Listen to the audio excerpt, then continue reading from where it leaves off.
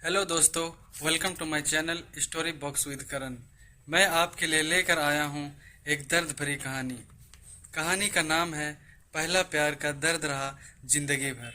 यह कहानी अनामिका और अयान की है।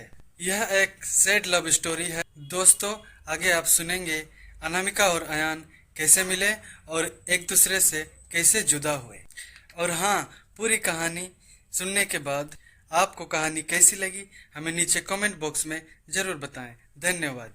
तो चलिए कहानी की ओर आगे बढ़ते हैं। अनामिका मध्य प्रदेश से दिल्ली कॉलेज के लिए आई थी और अयान राजस्थान से उसी कॉलेज में पढ़ने आया था। अयान एक सीधा साधा सा लड़का था जो न लड़कियों से ज़्यादा बात करता था और न किसी से ज़्यादा मतलब रखता था। अयान की यह बात अनामिका को बहुत अच्छी लगती थी और वह किसी न किसी बहाने से अयान से बात करने की कोशिश करती थी। अनामिका दिखने में क्यूट लगती थी। कुछ ही समय में अयान और अनामिका की दोस्ती हो जाती है। अयान धीरे धीरे अनामिका को पसंद करने लगा था। दोनों दिन भर कॉलेज में बातें करते, अपने हर लाइक डिसलाइक को शेयर करते और कुछ समय में बहुत अच्छे दोस्त बन जाते हैं। अयान की लाइफ में पहले कभी कोई लड़की आई नहीं थी, जबकि अनामिका के पहले से दोस्त भी थे और वह सबसे बात करती थी।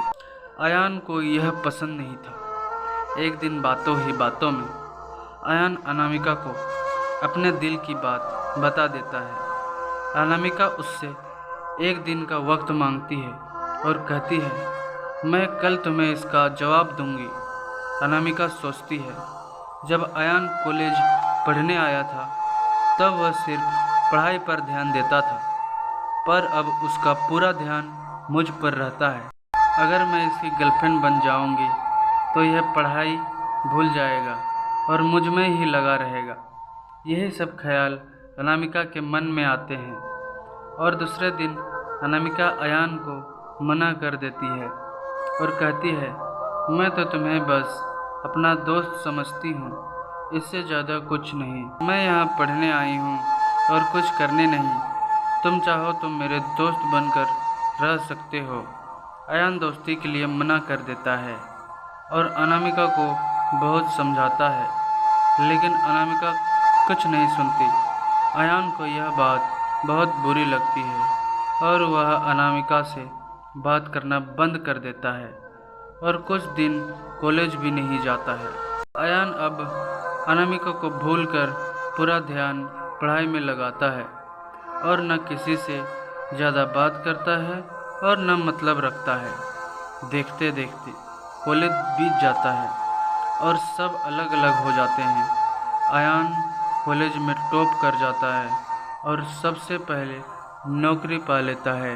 2-3 साल बीत जाते हैं। न ही अयान को अनामिका का पता रहता है और न ही अनामिका को अयान का कुछ पता रहता है।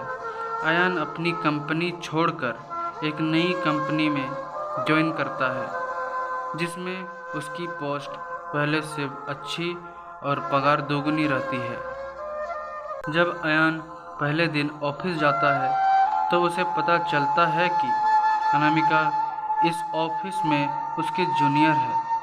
वह इस पर बिल्कुल भी ध्यान नहीं देता है और काम में ही लगा रहता है। कुछ दिनों तक ऐसा ही चलता है, पर दोनों एक दूसरे को पहले से जानते थे और एक दिन दोनों का एक प्रोजेक्ट के लिए साथ में बाहर जाना पड़ता है। प्रोजेक्ट के बाद ना चाहते हुए भी अयान और अनामिका की बात होने लगती है। अनामिका अयान को समझाती है कि आखिर उसने उसको मना क्यों किया था।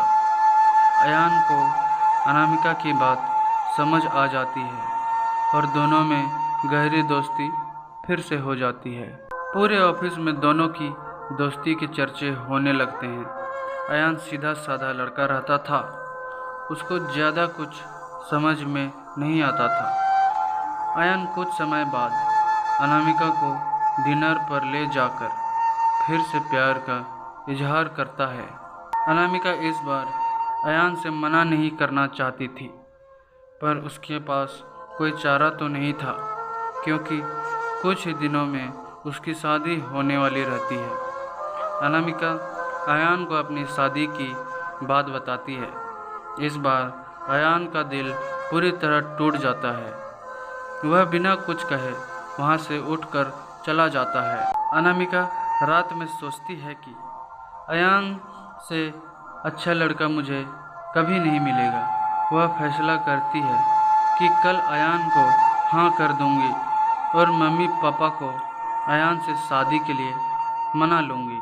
जब दूसरे दिन अनामिका ऑफिस जाती है तो उसको पता चलता है कि अयान ऑफिस छोड़कर चला गया है और दोबारा कभी कंपनी में नहीं आएगा। जाते जाते अयान अनामिका को एक खत लिख जाता है।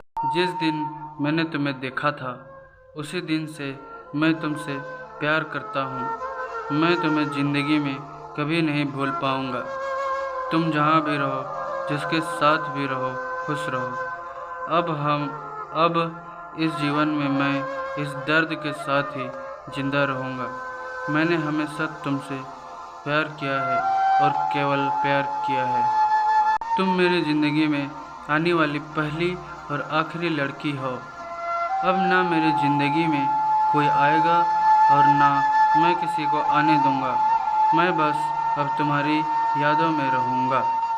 आज के बाद पूरी ज़िंदगी में तुम्हें कभी अपनी शक्ल नहीं दिखाऊंगा। बस भगवान से यही दुआ करता हूँ कि तुम जहाँ भी रहो खुश रहो और शादी के लिए बहुत बहुत शुभकामनाएं। अनामिका अयान को खोजने की बहुत कोशिश करती है, पर कई साल के बाद भी उसको अयान नहीं मिलता और वह अपने माँ बाप की पसंद के लड़के के साथ शादी कर लेती है। इस तरह दोनों हमेशा के लिए एक दूसरे से बिछड़ गए और दर्द के साथ अपनी ज़िंदगी व्यतीत करते हैं।